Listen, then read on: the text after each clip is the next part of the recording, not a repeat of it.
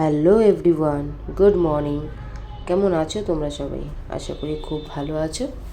আমরাও বেশ ভালো আছি। তো আজকের ব্লগটা এখান থেকেই শুরু করছি। ব্লগটা শেষ পর্যন্ত দেখো, আশা করি খুব ভালো লাগবে।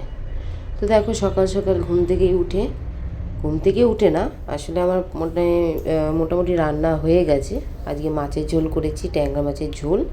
আর আগে সেই কাতলা মাছের একটু তেল ছিল, সেটা দিয়ে বেগুন দিয়ে পেঁয়াজ দিয়ে একটু করেছি। আর তারপরে ওগুলো হয়ে গেছে, ভাত হয়ে গেছে। তো তারপরে মোটামুটি একটু কাজকর্ম করে তারপরে এই শাকটা নিয়ে বসেছি। তো এটা হলো সেজি শাক, আমাদের খুব পছন্দ। আমাদের বলতে আমার আর আমার ছেলের, ওর বাবা অত খায় না। তো আমাদের দুজনের জন্যই রান্নাটা করছি। শাকটা নিয়েছি প্রায় 2 থেকে 3 দিন হয়ে গেল। এবার বেশি দিন হয়ে গেলে তো শাক শুকিয়ে যায়, তোমরা সবাই জানো। তো ফাইনালি আজই ভাবছি যে আজই করেই ছাড়বো। তো দেখো, সেই জন্য শাকটা নিয়ে বসে পড়েছি।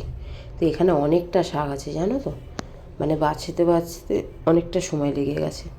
তো যাই হোক, তাও আজকে বেছেই ছাড়বো আর রান্না করেই ছাড়বো। তো সেটাই আর কি আয়োজন চলছে।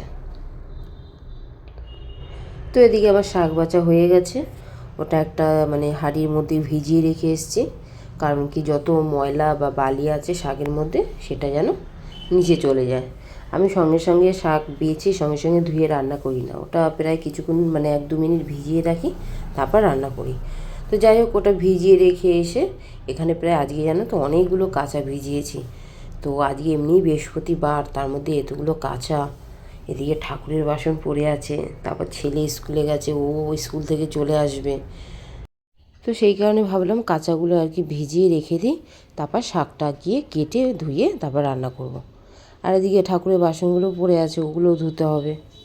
তো তারপরে কাঁচাগুলো তো ভিজানো হয়ে গেল। আর এদিকে দেখো, ঠাকুরের বাসনগুলো ধোবো বলে তাই রেডি করছি। এই যে বাসন মাজার সাবানটা নিয়ে নিয়েছি, এবার একে একে করে ঠাকুরের বাসনগুলো মেজে নিচ্ছি। তোমরা অনেকে খারাপ ভাবতে পারো যে আমি স্নানের আগে ঠাকুরের বাসন মাজছি, কিন্তু আমি স্নানের আগেই ঠাকুরের বাসনটা মেজে নিলে আমার সুবিধা হয়, এই আর কি। তো দেখো, আমার ঠাকুরের বাসন মাজা হয়ে গেছে। তো এবার ঠাকুরের বাসনগুলো এক এক করে ধুয়ে নিচ্ছি। যেহেতু একার হাতে সমস্ত কাজ করতে হয়, তাই যেটা যেভাবে সুবিধা হয় আমি সেভাবেই কাজ করে থাকি। এতে করে যদি কেউ আমাকে কোনো খারাপ বলে, তাতে আমার কিছু করার নেই। কারণ আমার যেইটা যেভাবে করলে সুবিধা হয়, একার হাতে সংসার, তো সেইভাবেই আমি করি। আর আমার ছেলে বাড়িতে থাকলে, যেহেতু স্কুলে গেছে, ছেলে বাড়ি থাকলে ওই করে দেয়, ঠাকুরের বাসনটা ওই মেজে দেয়। সত্যি কথা বলতে, আমার ছেলে থাকলে আমার অনেকটা হেল্প হয়। সবার মেয়ে থাকলে হেল্প হয়, কিন্তু আমার ছেলে হয়ে মেয়েদের কাজ মেয়েদের মতো আমাকে হেল্প করে, জানো তো। ও সত্যি আমার অনেক কাজে হেল্প করে। তো দেখো, তোমাদের সাথে কথা বলতে বলতে এদিকে আমার ঠাকুরের বাসন ধোয়া হয়ে গেছে। আর এগুলো মাসিকে সকালে চা দিয়েছিলাম, ওই কাপটা এখানে রেখে গিয়েছিল। তো কাপটা করে নিয়ে নিলাম, আর ঠাকুরের বাসনটা নিয়ে ঘরে চলে গেছি। ঠাকুরের বাসনটা রেখে এসে এখন দেখো, একটু কাচাকুচিও ভিজিয়েছিলাম, তো সেটাই আর কি কেচে দিচ্ছি। তো এই নাইটিটা আমার, যেহেতু সব নাইটিগুলো সব ভিজা, তো সেই কারণে এই নাইটিটা ধুয়ে দিচ্ছি। তো কাচাকুচি করে তারপরে স্নান করব, দিয়ে তারপরে হচ্ছে গিয়ে ওই যে শাকটা ভিজিয়েছিলাম, ওটাও এখনও কোনো বন্দোবস্ত করা হয়নি। তো ওটা গিয়ে তারপরে কিছু করব।